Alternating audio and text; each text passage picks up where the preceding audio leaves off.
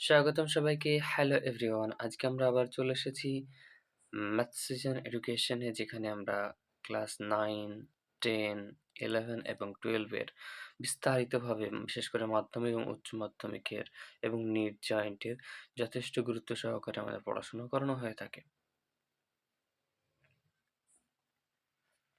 তো আজকে আমরা যে বিষয়টি নিয়ে আলোচনা করব সেটা হচ্ছে মাধ্যমিক ভৌত বিজ্ঞান।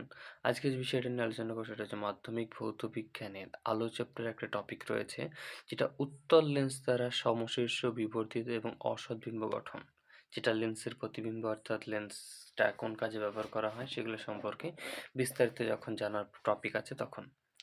তো এখন দেখতে পাচ্ছি, দেখো একটা চিত্র রয়েছে, সেই চিত্রে যদি সরাসরি আমরা বোঝার চেষ্টা করি, তাহলে দেখো কি আছে, উত্তল লেন্স দ্বারা সমশীর্ষ বিবর্ধিত অসৎ বিম্ব কিভাবে গঠিত হয় আমরা এটাই বিস্তারিতভাবে জানবো।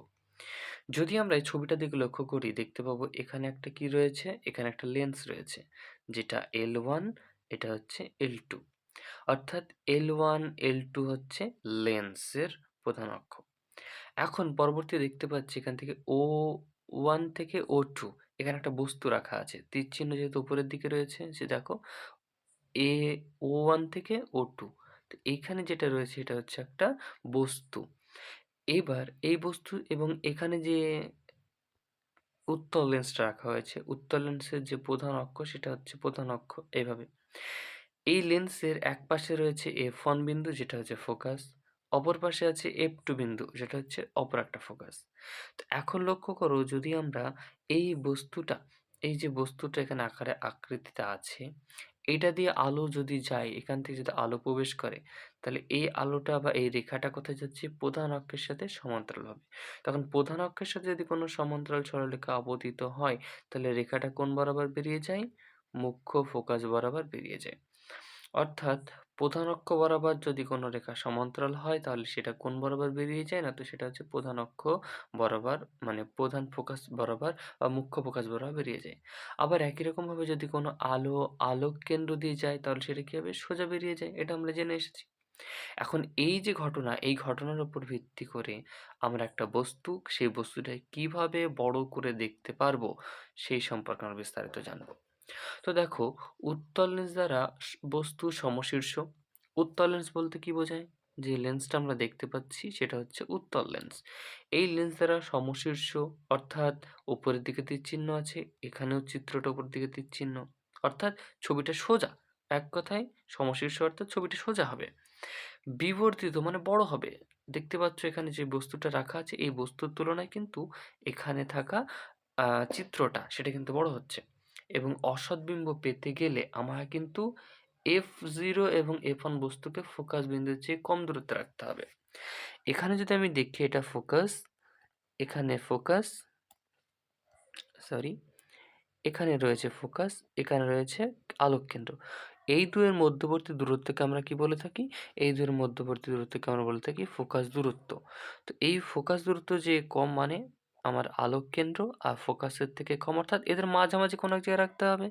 সেই জায়গায় O1, O2 আমি একটা বস্তু রেখে দিয়েছি, ফোকাসে রেখে দিয়েছি, ফোকাসের থেকে কম দূরত্বে। এখন বলা হচ্ছে O থেকে F1 এর মধ্যে, দেখো O থেকে F1 এর মধ্যে প্রধান অক্ষের ওপর লম্বভাবে রাখতে হবে। আমরা কিভাবে রাখবো এটা? প্রধান যে অক্ষ, এটা হচ্ছে প্রধান অক্ষ, এই প্রধান অক্ষের সাথে কি আকারে রাখবো? লম্বভাবে রাখবো। যেটা তোমরা চিত্রতে দেখতে পাচ্ছ পরিষ্কার। এখন বলছে O2 থেকে আগত প্রধান অক্ষের সমান্তরাল রশ্মি। দেখো O2 বিন্দু যাচ্ছে, O2 বিন্দু থেকে A বিন্দু থেকে টাচ করলো। তাহলে এই যে রেখাটা, এই রেখাটা কার সাথে সমান্তরাল? না তো প্রধান অক্ষের সাথে সমান্তরাল। আর যেহেতু প্রধান অক্ষের সাথে কোনো সমান্তরাল সরলরেখা যদি আসে, তাহলে সেটা কোন দিক দিয়ে পাস হয়ে যায়? সেটা পাস হয় মুখ্য ফোকাসের মধ্য দিয়ে। কোন দিক দিয়ে? মুখ্য ফোকাস দিয়ে। এটাই লেখা আছে যে O2A, অর্থাৎ O2A রেখাটি লেন্স দ্বারা প্রতিসরণের পর মুখ্য ফোকাস বা দ্বিতীয় F2 মাধ্যম দিয়ে চলে যায়। মুখ্য ফোকাস বা F2 মাধ্যম দিয়ে চলে যাবে। অপরদিকে একটা রাষ্ট্র আছে, দেখো O2O, দেখো O2 থেকে ও যে একটা রশ্মিটা আছে এটা কোণ বরাবর যাচ্ছে? এটা হচ্ছে আলোক কেন্দ্র। যেহেতু আলোক কেন্দ্রের মধ্য দিয়ে গেল তাই কোনো চ্যুতি ছাড়াই সোজা চলে যাবে। তাহলে রেখাটা কোন দিকে চলে গেল? সোজা চলে গেল। এখন প্রতিসৃত রশ্মি দুটি অপসারী হওয়ার কারণে প্রতিসরণের পর মিলিত হয় না। দেখো, যেহেতু অপসারী ক্রিয়া করে সেইজন্য দুটো রেখা কোন দিকে? ২ দিকে বেঁকে গেছে। আমরা যদি ভালো করে লক্ষ্য করি দুটো রেখা ২ দিকে চলে গেছে। কিন্তু এই রেখাগুলোকে যদি আমি পিছনের দিকে বাড়িয়ে দিই, রেখাগুলো পিছনের দিকে বাড়িয়ে দিই, তখন দেখব যে একটা নির্দিষ্ট বিন্দুতে গিয়ে কিন্তু সেখানে কি করছে?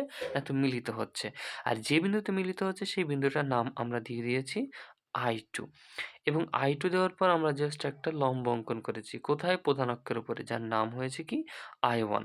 এবং পরবর্তীতে আমরা দেখতে পাচ্ছি যে I2 বিন্দুতে মিলিত হয়। অর্থাৎ প্রতিসৃত রাশির লেন্স দুটি প্রতিসরণের পর I2 বিন্দু থেকে অপসৃত হচ্ছে বলে মনে হচ্ছে। দেখো, এখানে আমাদের দুটো রেখা চলে গেল। কিন্তু যখনই আমরা এখানে চোখ রেখে দিব, চোখ রেখে দিয়ে যখন দেখার চেষ্টা করব তখন দেখব এইরকম একটা বিন্দু থেকে কিন্তু আলোকগুলো ২ দিকে ছড়িয়ে পড়েছে। এমনটাই বলে মনে হবে। এই ঘটনা I2 থেকে প্রধান অক্ষের উপর কি আছে? I2, I1। তো I2 কোথায় আছে লক্ষ্য করো। I2 এখানে। তো I2 এর উপর থেকে I1 একটা লম্ব অঙ্কন করলাম। এই লম্ব টানার পরে I2 এবং I1, I1, I2 হলো O2, O1 এর অসৎ বিম্ব। অর্থাৎ আমরা যে এখানে বিম্ব বা এখানে একটা বস্তু রেখেছি, এই বস্তুটার যে অসৎ প্রতিবিম্ব সেটা হচ্ছে I2, I1।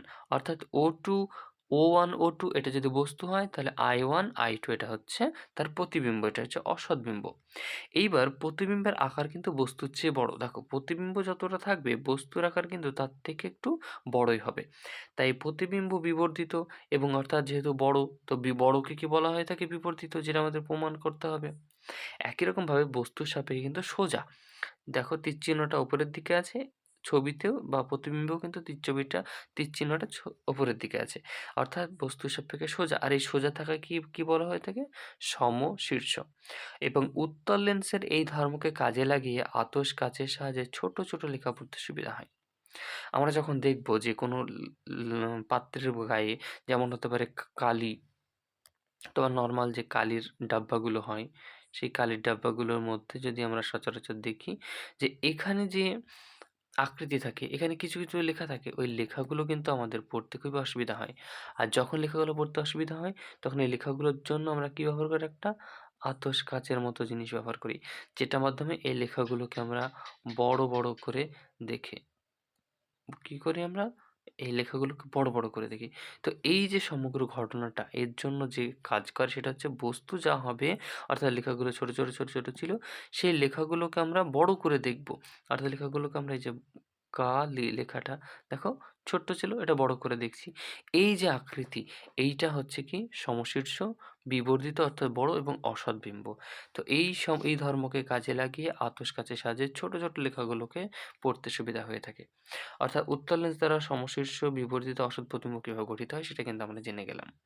আবার যদি সামারি আকারে বলি তাহলে কি হবে? একটা L1, L2 লেন্স রয়েছে। একটা বস্তু রয়েছে কি? O2, O1। এখন দেখো, প্রধান অক্ষ এখানে রয়েছে। প্রধান অক্ষে একটা ফোকাস F1 আর অপর একটা ফোকাস F2। এখন এই O2 থেকে যদি রেখা বরাবর যদি আলো যায়, প্রতিসরণের পর সেটা কি হবে? প্রধান অক্ষ দিয়ে বেরিয়ে যাবে। একই রকমভাবে O2 থেকে যদি O1 পথে যায় তাহলে এটা আলোক কেন্দ্র। আলোক কেন্দ্রের চারিদিক দিয়ে যদি যাই তাহলে সোজা চলে যাবে। দুটো রেখাকে যদি আমরা পিছনের দিকে বাড়িয়ে দিই সেটা যুক্ত হবে কোথায়? I2 তে। I2 র সাথে যদি একটা লম্ব অঙ্কন করি তাহলে সেটা কি লম্ব হচ্ছে? I1 আর এখানে I2 রয়েছে। এখন এই লম্ব আর এখানে বস্তুটা দেখতে পাচ্ছি কি? আকারে বড়। যেহেতু বস্তুটি আকারে বড় তার মানে এটা হচ্ছে বিবর্ধিত। আবার বস্তুটা কি হবে? অসৎ প্রতিবিম্ব গঠিত করবে। গঠন করবে? অসৎ প্রতিবিম্ব। একই রকমভাবে বস্তুটি সোজা আছে, উপরে তীর চিহ্ন, বস্তুর প্রতিবিম্ব তারও উপরে তীর চিহ্ন, অর্থাৎ বস্তুটা সমশীর্ষ। আর এইভাবেই এই ধর্মকে কাজে লাগিয়ে আতশ কাচের সাহায্যে ছোট, ছোট লেখাগুলোকে পড়া হয়ে থাকে। আচ্ছা, আশা করি বুঝতে পেরেছো। তো এখন দেখো, আমাদের এই চ্যানেলটি হচ্ছে কি ম্যাথস অ্যান্ড এডুকেশন। তোমরা যদি এই চ্যানেলে ভিজিট করতে চাও বা এই চ্যানেলে আরো ভিডিও কনসেপ্ট পেতে চাও তাহলে কিন্তু তোমরা আমাদের অ্যাপ্লিকেশন ডাউনলোড করতে পারো এবং চ্যানেলটিকে সাবস্ক্রাইব করে রাখতে পারো, যাতে ক্লাস 10 বা ক্লাস 11 কিংবা ক্লাস 12 এর পরবর্তী ভিডিওগুলো তোমাদের সামনে যথোপযুক্তভাবে চলে আসে। ম্যাথ সিজন মানে হচ্ছে mathematics and science with Sujan. Thank you for your time.